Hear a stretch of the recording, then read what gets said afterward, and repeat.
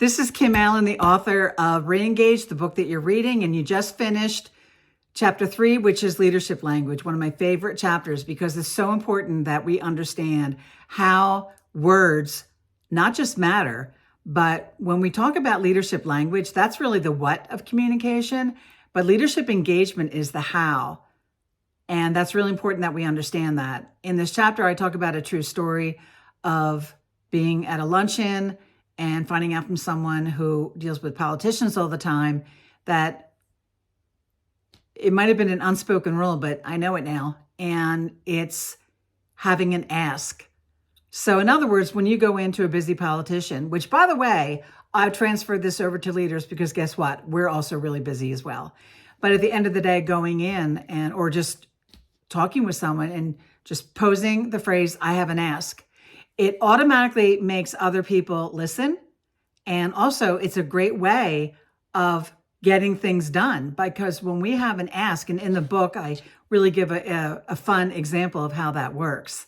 But at the end of the day, having an ask has actually changed cultures for me with my clients. Having an ask.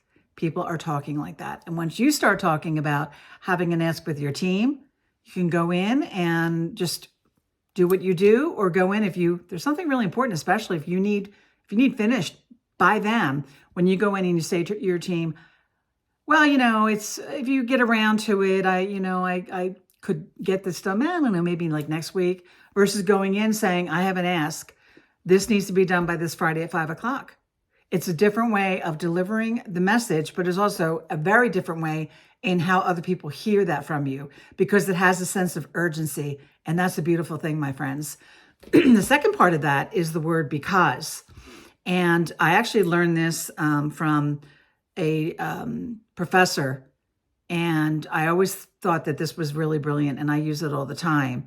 But again, using the term because always states the reason why the ask would be something that we need from them. So again, listed in the book. I don't want to give everything away in this video, but it's something that you really need to read and also incorporate into your language.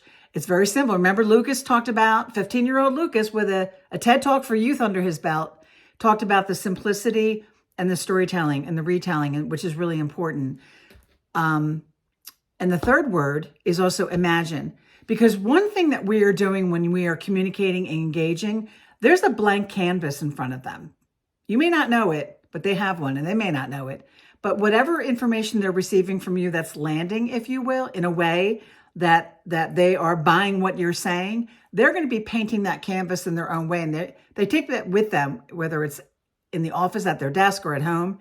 And that's the canvas that they refer to when they're trying to get things done with us, depending on how we ask them, depending on how our delivery is. So when we paint that blank canvas for them, sometimes we can keep asking, so what are you going to do about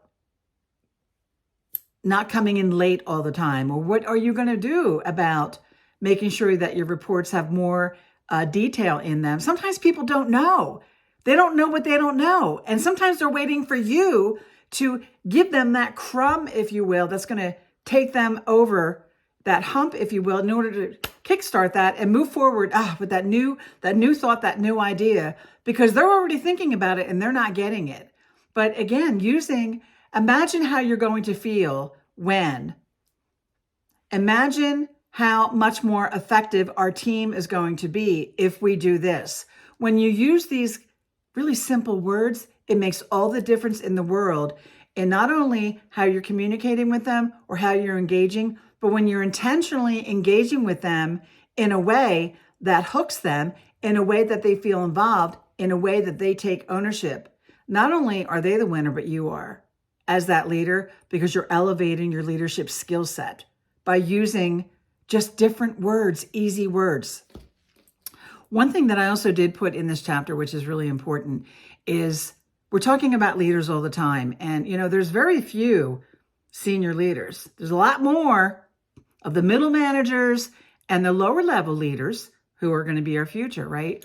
And I'm just not sure that we always spend enough time with them and let them in Or let them see, let them be that fly on the wall in that executive club. How do executives speak? I want to know. I want them to know as well, because how are we supposed to get there? How are we supposed to get to that next train station if we can't get on a train because we're not part of that elite group? They're all on that train and they're going to the next station, but we're not there yet. So I really enjoyed putting in that information in this chapter for all of you to give you a heads up of how executives speak, why they do what they do. I think it's really important for us to know that. It's kind of like reading the end of a book. When you open up a book and some people go like right to the very last page because they want to see what happens. Well, that's what really that part of this book is on speaking like an executive. I think we should know in the end how they behave, how they act, what they say, what they do, or what they don't do. Again, it's all part of that leadership language, which is the chapter that you just read right now. So, you know me, on to the next chapter, and I'll see you at the end of that. Thank you.